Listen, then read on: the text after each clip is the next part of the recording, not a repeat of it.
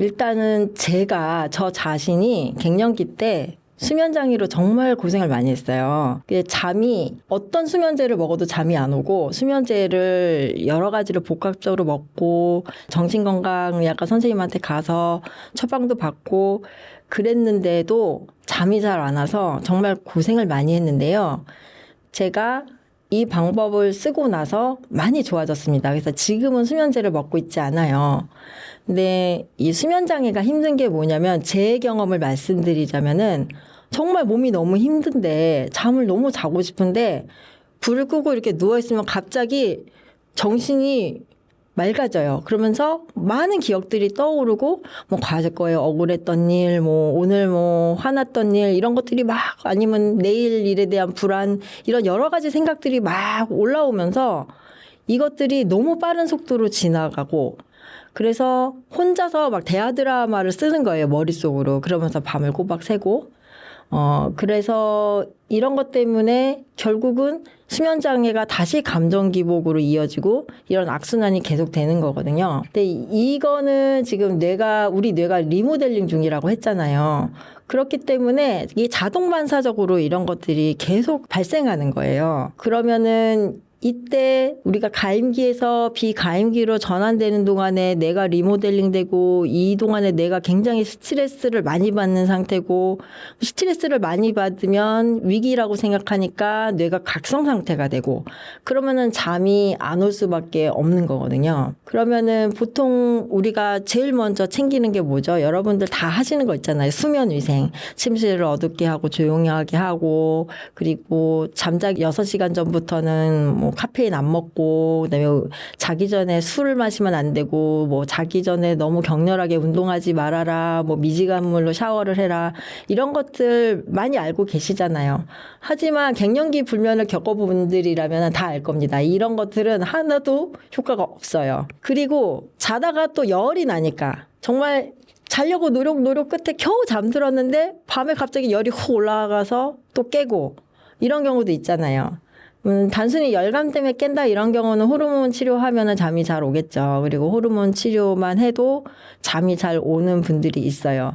근데 우울, 불안, 이유를 알 수 없는 감정 기복 이런 것들이 막 한꺼번에 나타난다 이러면은 호르몬 치료만으로 만족스러운 결과가 나타나지 않는 경우도 많이 있습니다. 그래서 저도 그랬어요. 저도 물론 호르몬을 그 당시에 먹어서 여러 가지 증상들이 많이 좋아졌지만 끝까지 좋아지지 않는 게 바로 불면증이었는데요. 제가 사용한 방법은 뭐냐면 불면증을 위한 마음 챙긴 기반 치료라는 것입니다. 그래서 이거는 약물 없이 불면을 다루는 치료법인데요. 핵심은 3가지가 있습니다. 첫 번째는 알아차림. 지금 내 몸이 졸린지 피곤한지 각성 상태인지 내 몸에 있는 그대로를 인식하는 거예요. 지금 내가 어떤 생각을 하고 있는지 불안해하는지 우울해하는지 화가 났는지 그냥 그대로 알아차리는 거예요. 두 번째는 집착하지 않음. 이거는 반드시 자야 한다라는 압박을 내려놓는 겁니다. 그러니까 내가 오늘 꼭 자야 돼. 이 생각을 하는 순간부터 잠이 안 오는 거거든요. 마지막으로는 자기 자비. 그러니까 잠들지 못한 나를 탓하지 않고 따뜻하게 대하는 거. 요 3가지가 기본 툴인데요. 다시는 예전처럼 못 잘 것 같아. 아니면 내일 이렇게 내가 잠을 못 자면 내일 아무 일도 못 할 거야. 내일을 망치고 말 거야. 뭐 이런 생각을 하면 할수록 뇌는 더 각성 상태가 되고 더 깨어 있으려고 하게 되거든요. 그러니까 마음 챙긴 기반 치료는 이런 올라오는 생각들을 억지로 없애는 게 아니고 그냥 그 생각들이 흘러가게끔 그냥 강 건너편에서 남의 생각을 보듯이 그냥 관찰하도록 이렇게 훈련을 하는 거예요. 그래서 지금 내가 이런 생각을 하고 있구나. 내가 이런 걸 불안해하고 있네. 이렇게 그냥 생각은 흘려가게 내버려 두고 그 생각에 머물지 않습니다. 그리고 침대에 누워서 오로지 자기 숨소리에만 집중을 하는 거예요. 그냥 숨을 들이쉰다, 내쉰다. 이러다 보면은 생각이 다시 또 올라와요. 예전에 있었던 생각, 예전에 화났던 생각, 슬펐던 생각, 또는 미래에 대한 걱정, 불안, 내일 어떡하지, 모레 어떡하지, 일주일 후에 어떡하지, 이런 생각이 계속 움직이거든요. 근데 그럴 때 자책하지 말고 나 또 이 쓸데없는 생각하네 왜 이러지? 라고 자책하지 말고 또 생각이 올라왔구나. 괜찮아. 다시 숨을 쉬면 되지. 이렇게라고 생각하고 주의를 부드럽게 되돌리고 이거 자체가 이제 명상이 되는 건데요. 명상이라는 거는 생각을 없애는 게 아니고요. 생각에 머물지 않고 다시 호흡으로 돌아오는 걸 반복하면서 생각을 멈추는 힘을 기르는 훈련입니다. 그래서 잠을 못 자는 밤에 천장을 보면서 나 왜 이러지? 왜 이렇게 잠이 안 오지? 잠을 자야 해. 이렇게 애쓰지 마시고요. 괜찮아. 오늘은 못 자도 괜찮아. 나는 지금 최선을 다하고 있어. 하면서 이럴 때 자기 이름을 좀 직접 불러주시면서 위로를 해주시는 것도 뇌를 안정시키는 데 도움이 돼요. 예를 들면은 제 이름이 홍주잖아요. 홍주야, 괜찮아. 잠을 못 자도 괜찮아. 너는 지금 잘하고 있어. 라고 스스로를 위로를 해주시면 이게 오히려 잠을 자는데 도움이 됩니다. 제가 진료실에서 제일 많이 받는 질문 2가지가 있어요. 하나는 뭐냐면 갱년기 예방하려면 어떻게 해야 돼요? 이 질문이거든요. 요거는 제가 오늘 대답을 해드릴 수가 있는데 갱년기는 예방할 수가 없습니다. 갱년기는 정해져 있어요. 나의 갱년기는 내가 태어날 때부터 정해져 있는 거예요. 빨리 오는 사람, 늦게 오는 사람, 그거는 내 수명과 같은 거예요. 정해져 있거든요. 그러니까 갱년기는 예방하는 것이 아니고 관리하는 것이다. 그 다음에 2번째 많이 받는 질문이 선생님 갱년기 때 무슨 영양제 먹어야 돼요? 이런 거 많이 물어보시거든요. 근데 갱년기를 관리하는데 어떤 한 가지 명약은 절대 없습니다. 그럼 갱년기를 어떻게 관리하느냐?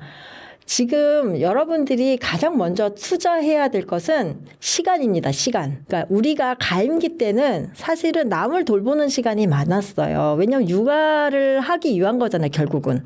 가임기라는 건 우리가 생식을 하기 위한 기간이죠. 그러니까 자식을 낳고 돌보는 시간이었던 거예요. 그거는 내가 지금 아기가 있냐 없느냐 그거랑은 별개로 내 몸 자체가 그렇게 되어 있었어요. 그러니까 뇌도 누구를 돌보는 방향으로 그러니까 내가 조금 손해를 보더라도 내가 조금 더 일을 해도 괜찮았어요. 근데 이제 우리가 갱년기가 되면은 그 돌봄의 대상이 타인에서 나로 전환이 돼가고 있는 거예요. 하지만 우리가 습관이라는 게 있잖아요. 그러니까 이 돌봄의 대상이 타인에서 나로 전환되는데 시간이 걸려요.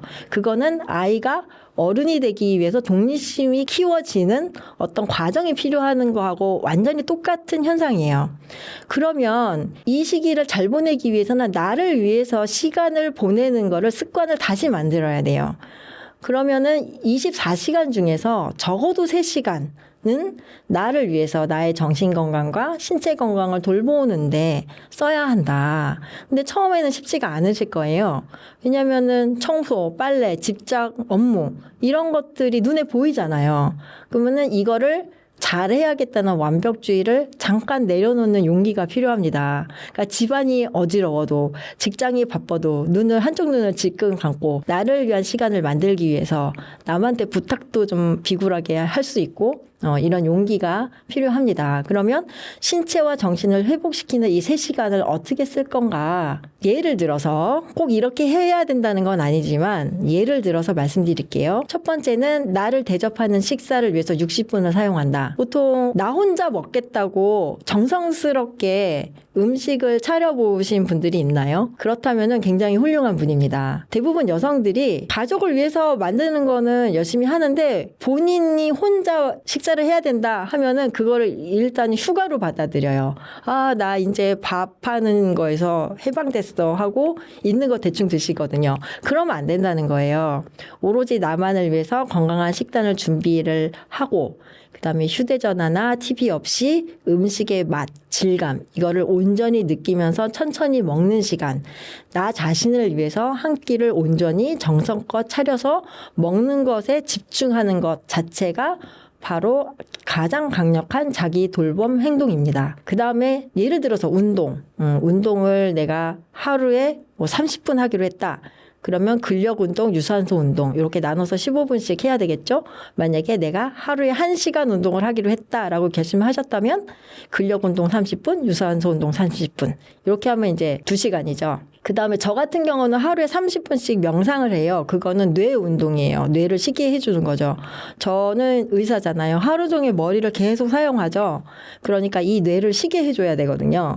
과열된 뇌를 식히는 시간 30분. 아무것도 하지 않고 그냥 멍 때리기만 하셔도 훌륭한 휴식이 됩니다. 그 다음에 그럼 30분 남잖아요. 이건 뭘 할까요? 독서, 뜨개질, 드라마 시청, 악기 연주 등 내가 정말 하고 싶은 거 오로지 나를 위한 어떤 취미 활동을 즐기는 시간입니다. 이 시간은 내가 어떻게 사용할지는 내 마음이에요. 이 3시간을 근데 지키는 거 쉽지가 않으실 거예요. 하지만 이렇게 하다 보면은 자아가 회복되고 그리고 자기가 치유되고 건강이 향상됩니다. 우리가 갱년기 때 스스로에게 이런 질문을 하시면 좋을 것 같아요. 크게 5가지가 있는데요. 첫 번째는 식사. 지금 내 몸을 살리는 좋은 재료로 채우고 있는가? 두 번째, 운동. 뼈와 근육의 저축을 시작했는가? 그 다음에 3번째, 수면과 스트레스. 지금 과열되어 있는 뇌를 식히고 있는가? 그 다음에 4번째, 감정과 관계. 타인 중심에서 나 중심으로 전환을 했는가? 남을 돌보던 습관에서 나를 돌보는 습관으로 돌아왔는가? 마지막으로 역할 재설정. 변화된 체력에 맞춰서 해야 될 일의 양을 조절했는가? 우리 몸은 이미 젊었을 때 몸하고 달라졌어요. 그러니까 그거에 맞춰서 우리도 활동량을 줄여야 합니다. 갱년기는 무너지는 시기가 아니고 내 삶의 구조를 다시 설계할 수 있는 마지막 골든타임입니다. 수십 년간 나를 관리하던 난소가 떠나면서 맡긴 마지막 임무인 것입니다.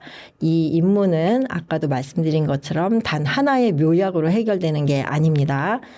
호르몬, 영양제 이런 거 하나만 해서 딱 좋아진다 이런 거는 없기 때문에 한 가지 전략만으로는 절대로 이걸 이룰 수가 없습니다. 갱년기 관리는 치료라기보다는 무너진 균형을 재정비하는 종합적인 과정입니다. 40대까지 살던 방식으로 더 이상 살 수 없다는 사실을 겸허히 인정하고 그리고 나 자신에게 지독할 정도로 관대해지는 거. 이것이 바로 갱년기 관리의 진짜 출발점입니다. 단어가 생각나지 않아도 그리고 예전에 비해서 업무 수행 능력이 다소 떨어졌어도 최선을 다하고 있는 나를 안쓰럽게 여기고 사랑해주는 마음 이게 정말 중요해요. 선생님 이 고통이 끝나는 날이 정말 올까요? 너무 힘드신 분들은 저한테 이런 질문을 하시거든요. 근데 저는 항상 같은 말로 대답을 합니다. 갱년기는 반드시 끝이 있습니다. 평균 수명이 길어져서 오늘날 여성들은 폐경 이후에도 인생의 3분의 1 이상을 폐경 상태로 살아가게 되죠. 갱년기는 노년으로 추락하는 절벽이 아니고 노년에 더 건강하고 주체적인 삶을 살기 위한 교두보라고 생각하시면 됩니다. 제가 오늘 제가 쓴 책 요 갱년기 골든타임을 좀 소개시키려고 하는데요. 요거는 정답을 알려주는 지침서는 아닙니다. 왜냐하면은 100명의 여성이 있다면 100명의 갱년기가 있습니다. 그만큼 갱년기는 굉장히 다양한데요. 제가 10수년간의 갱년기 진료했던 기록하고 경험을 토대로 해서 그리고 제 자신이 갱년기 환자였다고 했잖아요. 그러니까 이 길을 먼저 걸어본 사람으로서 도움이 됐으면 해서 쓴 안내서이고요. 어떤 걸 준비해야 하는지 그리고 그 상황이 닥쳤을 때 어떻게 대처해야 하는지 제가 진료실에서 다 하지 못한 이야기들을 이 책에 정리를 했습니다. 그리고 호르몬제를 정말 복용하고 싶은데 유방암이 너무 걱정돼서 못했어요. 이런 분들을 위해서 제가 유방암에 대한 거는 부록에 따로 자세히 이야기를 담았습니다. 모든 갱년기 여성들이 육체적 고통에서 벗어나서 인생의 2번째 성장기인 이 갱년기를 정말 건강하고 행복하게 맞이하시기를 진심으로 바라고요. 여러분들의 빛나는 갱신은 이제부터 시작입니다. 감사합니다.